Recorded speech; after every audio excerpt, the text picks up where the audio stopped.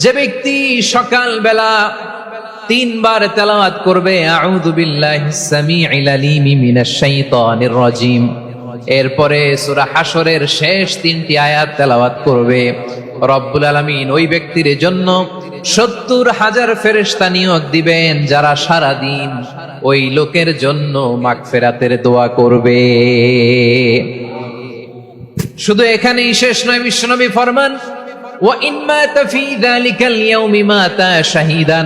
ওই দিন যদি ওই ব্যক্তিটা ইন্তেকাল করে, সে শহীদ হয়ে কিয়ামতের দিন আল্লাহর সামনে দাঁড়াবে।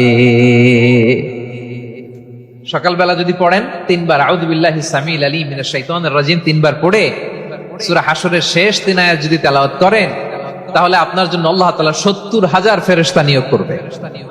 সারা দিন তারা আপনার জন্য মাগফিরাতের দোয়া করবে। আর ওই দিন ইন্তেকাল করলে আল্লাহ তাআলা শহীদ হিসেবে আপনাকে কিয়ামতের দিন দাঁড় করাবে। সুবহানাল্লাহ, এত আস্তে। আবার সন্ধ্যাবেলায় যদি পড়েন, সারা রাতের জন্য 70,000 ফেরেশতা মাগফিরাতের দোয়া করবে। ওই রাতে মারা গেলে শাহাদাতের মৃত্যু নসিব হয়ে যাবে। এজন্য এই দোয়াটা পড়ার দরকার আছে না নাই?